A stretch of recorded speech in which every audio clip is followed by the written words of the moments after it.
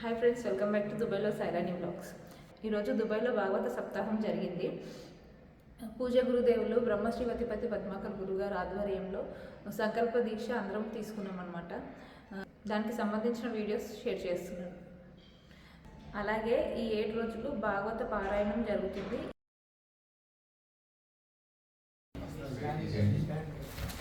శ్రీకృష్ణ శ్రీకృష్ణ శ్రీకృష్ణ శ్రీకృష్ణ శ్రీకృష్ణ శ్రీకృష్ణ శ్రీకృష్ణ నవోయి అదే మధుర మంత్రమోయి. శ్రీకృష్ణ పదలను తొలగించి సంపదలను కలిగించి ఆపదలను తొలగించి సంపదలను కలిగించి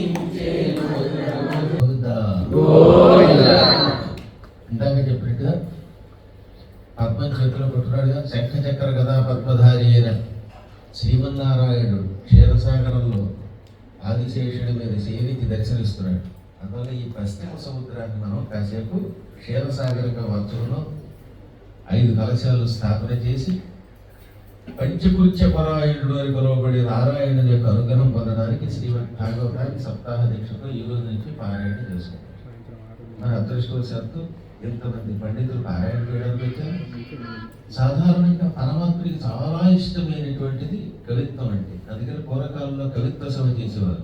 ఆ విధంగా ఈ రేపేమో ఏకదశ శతావధానం కూడా చేసుకున్నటువంటి చాలా ఆశ్చర్యకరమైంది. భాగవత సప్తాహం జరుగుతుంది. ప్రవచనం అంటే ఏదో ఎక్కడో అనుకున్నాం, కానీ నిన్న ఈ ఇంటికి వచ్చిన తర్వాత అమ్మయ్య గోలోకానికి వచ్చే ఆనందం. ఇదంతా చూస్తుంటే భవిష్యత్తులో ఈ ప్రాంతం అంతా కూడా తిరిగి సనాతన ధర్మం పరిట వెళ్ళే అవకాశం ఉందని తెలుస్తుంది. ఆ బయట ఉన్నటువంటి ప్రాంతంలో సాయంత్రం కొంచెం ఆచ్ఛాదన కూడా వేసుకుంటే ప్రవచనం అక్కడ చెప్పుకుంటే ఎంతో బాగుంటుంది అనమాట. నేను అడుగు పెట్టాక ఎటువంటి అంటే పరమాత్ముడు 2 అడుగులు ఆయనకేసేస్తే ఇంకో 7 అడుగులు వేసి మొత్తం మీద నవరంధ్రాల్లోనూ తను నిలబడతాడు అనే శాస్త్రం ఉన్నది. ఒకసారి శ్రీకృష్ణుడు ఎవరు అడిగారు, నువ్వు ఎలా పట్టుకుంటావు అని. ఏళ్ళు అడిసరి కేవలం 7.5 ఏళ్ళు పట్టుకుంటాడు, భగవంతుడు పట్టుకుంటే యావజ్జీవితం పట్టుకుంటాడు. ఆయన పట్టుకుంటే పీడిస్తాడు, ఈయన ఉంటే పీడలు తొలగిస్తాడు అన్నాడు కనక సంహితలో. అలా నేను కూడా ఓసారి పట్టుకుంటే యావజ్జీవితం భాగవత సప్తాహం చేస్తూనే ఉంటాను. నేను ఉన్నతోట భాగవతం భాగవతం భాగవతం భాగవతం అనగా భాగవతం. అందుకే భాగవతం అంత గొప్పదన్నమాట. అటువంటి భాగవతం 18,000 శ్లోకాలు ఇక్కడ పారాయణ జరగడంతో పాటుగా ప్రవచనం జరగడం అంటే మోసే మీద అంత కారణ జన్మలు ఎంతో తపస్సు చేస్తుంటారు. ఈ తపస్సు ఫలించి ముందు ఇహం తర్వాత పరం 2 పొందుదురుగాక.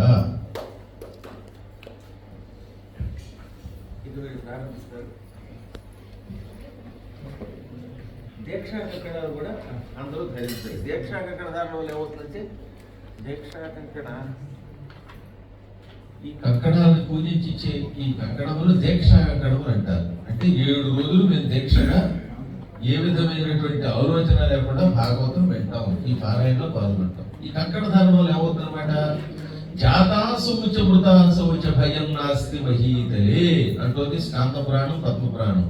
ఈ కంకణం కట్టుకున్న వాడి ఇంట్లో పురుడు వచ్చింది అనుకోండి, ఆ అశౌచం అంటారు. ఒక్కసారి చేతికి కట్టుకుంటే వాళ్ళకి ఏ అశౌచం ఉండదు.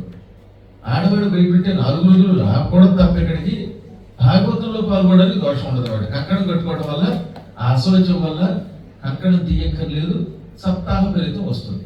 లోపలికి రాకూడదు కానీ అశౌచం వాడిని అంటదు. అలాగే మృతాశౌచం కూడా, ఇంటి పేరు వాడు ఎక్కడెక్కడ ఉంటారో ఏవో మనకి తెలియదు, ఇలాంటి మృతాశౌచం కూడా అంటారు. అందుకని జాతాశౌచ మృతాశౌచముల భయము లేకుండా ఉండుట కొరకు ఈ దీక్షా కంకణ ధారణ చేయించేవారు. ఆ శాస్త్రాన్ని ఇప్పుడు మనం పాటిస్తున్నాం. అందుకే కదా మీకు దక్షయజ్ఞంలో సతీదేవి మరణించిన యజ్ఞం కావలేదు, కూతురు పోతే 3 రోజులు ఉంటుంది కదా పెళ్ళి అయిపోయాక పక్షిని. యజ్ఞం అందుకు అవ్వకూడదంటే కంకణ ధారణ చేయడం వల్ల. అందువల్ల ఎప్పుడు కూడా కంకణ ధారణ చేయడం వల్ల ఆ వ్యక్తులకి ఏ విధమైన అశౌచం ఉండదు. శరీరానికి ఒక పక్కన పెట్టిన అశౌచం, మానసిక అశౌచం ప్రమాదమైంది. పైకి అందరూ బాగానే ఉన్నా లోపల ఏమో ఏడుస్తున్నా వాడు తెలుసు. ఒక్కొక్కరు చూడని అమ్మ బాబోయ్ ఎంత డబ్బు ఉందో వీడికి అనిపించవచ్చు, లేదా ఇంకేదో వాడి మీద రాకూడని ఆలోచన కూడా రావచ్చు. ఈ విధమైన ఆలోచనల వల్ల వచ్చే పాపము కూడా ఈ దీక్ష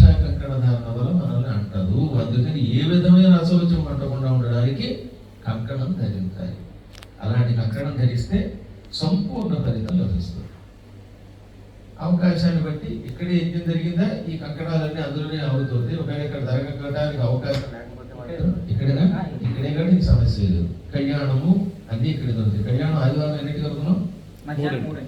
3 గంటలకి కళ్యాణం కూడా ఉంటుంది. రుక్మిణి సత్యభామ సమేత శ్రీకృష్ణ పరమాత్ముడు మనల్ని అనుగ్రహిస్తారు కళ్యాణ రూపంలో. దాంతో కూడా హోమము దొరుకుతుంది. కాబట్టి సంపూర్ణంగా ఇక్కడే జరిగే అవకాశం లేదు. కొన్ని చోట్ల అక్కడ యజ్ఞం జరిగే అవకాశం లేదా అలాంటప్పుడు మేము పీఠానికి చేసి అందులో ఈ కంకణాలని వేసేస్తాం అన్నమాట. ఇక్కడ అన్ని ఇక్కడే దొరుకుతాయి. జయ శ్రీకృష్ణ. అందరూ కుడి చేతి మళ్ళీ అదొకటి ఎడం చెయ్యి అనేది అసలు లేదు. అందరూ కుడి చేతికి కట్టుకోవాలని భాగవత నియమం పద్మపురాణం అలాగే చెప్పింది. ఎందుకు కొంతమంది ఆడవాళ్ళకి ఎడం చేతికి కట్టుకోవాలంటారు, అది అసత్యం. ఎడం చేతికి కట్టుకుంటే అశౌచ కార్యక్రమాలకు వెళ్ళినప్పుడు ఆ నీళ్లు దాని మీద పడతాయి, దోషం. అందులో ఎప్పుడైనా ఎవడైనా దక్షిణ హస్తం వరకే కంకణ ధారణ చేయగలను.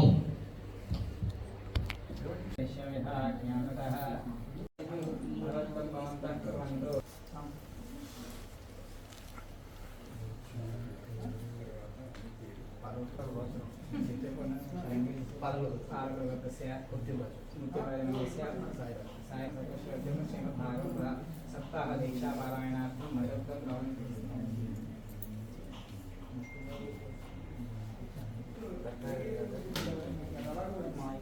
దుబాయ్లో సాయిగానికి మనం వచ్చిన రోజు బాగా మహేష్ గారు ఒకసారి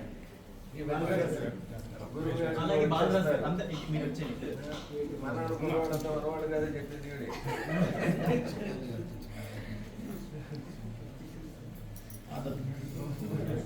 ఇంకా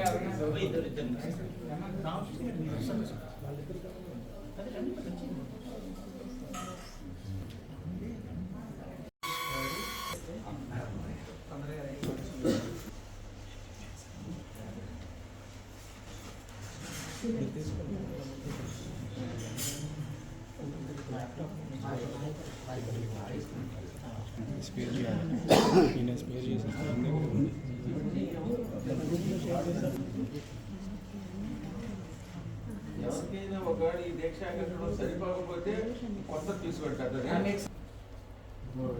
గోవింద అనుకోండి.